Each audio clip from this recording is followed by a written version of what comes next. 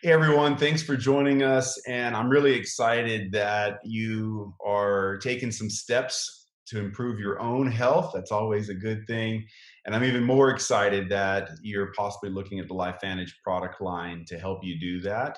I've been around it quite some time and absolutely love these products. And I was in a conversation with a gentleman I want to introduce to you here in a second around our products and what you're going to feel or maybe not feel after you take the products. And the conversation was so great, I wanted to bring that to you. So today I want to introduce you to Dr. Brian Dixon. He's a PhD and has spent many of his years studying molecular and cellular biology, with a focus on the underlying causes of aging. And I'm telling you, when I'm in the room with Brian, I know I am not the smartest one in the room. That is for sure.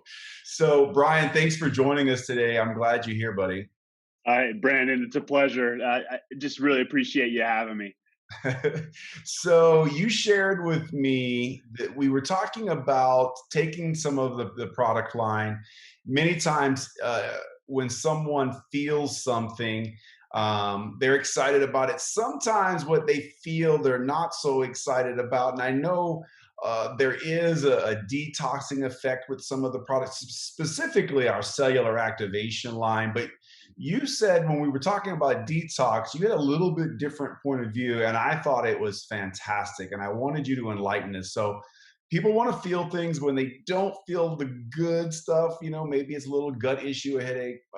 What's your thoughts on that with your background and study around this and knowing the LifeVantage product line the way you do? Yeah, thanks, Brandon. I don't necessarily love the words detox effect. We do know that many of our cellular activation products are working to increase our body's natural detoxification response. So that detox is going to be going on. But the words that I think I like better than a detox response is something I call an adaptive response. And what I mean by adaptive response is it's just our body getting used to something new that's happening. So I think all of us can think back at a point in our lives where we've changed something up and then we felt something. And two great examples would be exercise, right? So if I go from the couch watching TV and just go out for a 5 mile run, you can bet I'm going to be pretty darn sore afterwards, right? So that's my body one not being used to this new program, but then I'm also going to be sore because I haven't adapted to an exercise regimen. We can say something similar about our diet, right? So if I'm eating just fast food all day, every day, and then all of a sudden I say, you know what, I'm going to start eating healthier. I start eating a bunch of fruits and vegetables, getting that fiber inside of my body. I mean, what's that going to do to your guts? It's gonna mess you up pretty good, and you're going to spend some time in the bathroom for sure. So it's just our bodies get used to it, right? So as we exercise more, we can go for a longer and longer run. As we're eating more and more fruits and vegetables, it doesn't mess with us at all, and we eventually start feeling better. So what's going on in most cases is, and it's also really going to depend on where somebody's starting from. So where are you coming from in this health journey? Are you starting from maybe a low place, or are you starting from a high place? And I think those people that really have some work to do on their health are probably going to feel a little bit more than somebody who's been a little bit more proactive in their health. And so this is why I like that word, an adaptive response. The reason that made more sense to me, I do have an athletic background, and I know, like, when it comes to detox, as far as I'm concerned, like, I've done some detoxing in the past, and I want that over as quick as I can get it over because it's not fun, right? But when you start talking about adapting to something, I just know that that's a longer period of time sometimes. Like you said, the run, like if I'm going to run 5 miles, it's going to take me a while to work up to that before I'm not sore anymore. So we're very impatient people. If something's not feeling good, we want it to be over immediately. So can you give us some insight? If we are feeling some things that are not so fun, what might be the length of time to expect? And what are some things we can do in there to soften that a little bit? Yeah, that's a great point. Just like if you start eating fruits and vegetables, that's not going to happen overnight. The exercise, it's a great analogy. It takes time for our bodies to adapt. And if you really, I'll go back to my molecular and cellular biology roots, but at our core, our bodies are incredibly lazy. They want to be lazy because they want to preserve uh, energy. Energy is expensive for our bodies, and so our bodies are really minimalistic. So that whole use it or lose it type of thing, it's exactly true in our bodies. So if we're not exercising, our body's going to rip muscle off of our bones because it costs our bodies energy to maintain that muscle. So when it comes back to taking products and how long might it take to feel something, again, I'll go back to the cellular route, but our bodies are constantly turning over, right? And people don't realize that. And so I'll put it in the aspect of how quickly things are turning over in our bodies. Because really what we want to do is not only promote health in our cells that we currently have, but we also want to make the new cells that get put back in their place as healthy as possible.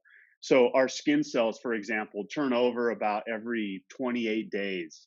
Our blood cells turn over about every 3 months. um, let's see, our blood, we get a brand new blood supply about twice a year. So about every 6 months, our entire blood supply is turned over. And then something we think is even really static and permanent, our bones are turning over somewhere between every 10 to 12 years. So our bodies are constantly remodeling, and that's where that adaptive response comes back in. Now, of course, as we get older, that process starts to slow down. So as we age, those bones don't turn over as quickly.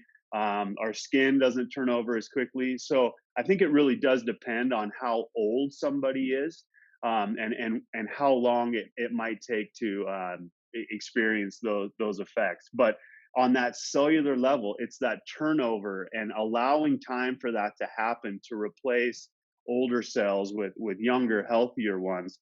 That's where we're going to start to get that adaptive response inside of our bodies, and when I think we can start to be realistic in expecting results.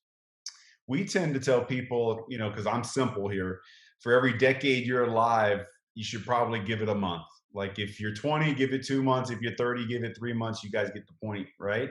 And so I know I've always experienced in this process that if I'm more observant of my diet, I kind of up my water intake and make sure I'm eating as good as I can while I'm going through this process. It helps. Would you agree that that helps if you're more attentive to your diet while you're going through this period of adapting?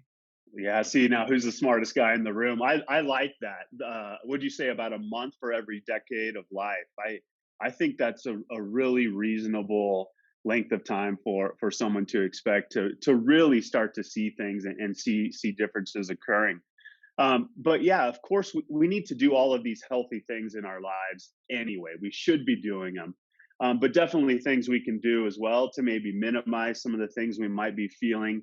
Man, just drink water. Drink water. So, like I mentioned, our activation line of products are going to help with that detoxification process that's going on all the time in our bodies anyway. And water is a major way that we're getting rid of the garbage inside of our bodies. And, forgive me if this gets a little bit crude, Brandon, but, we all have a built in hydrometer. So people always ask me, well, how much water should I be taking? And I don't like to give somebody 8 cups or 16 cups or a gallon, and because it's so different on our lifestyle. So if you're exercising, you're going to be using more water. If you live in a hot humid environment, you're going to be losing more water. So every time you go to the bathroom, just take a peek, and what color is your urine? It should be white, clear to just slightly yellow, and that's the best judge on whether or not you're hydrated or not. So pay attention, and you should be going at least every 2 hours. Okay, so right there, you have built-in hydrometer. Pay attention, help support that.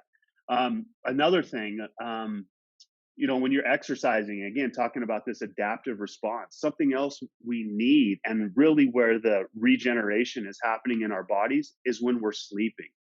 So make sure you are getting enough sleep. It's just the most underrated thing that nobody's talking about. Um, sometimes I hear about people maybe getting a little upset in their stomach. So it can help to take the products with food, with your good healthy food that you're putting in your body.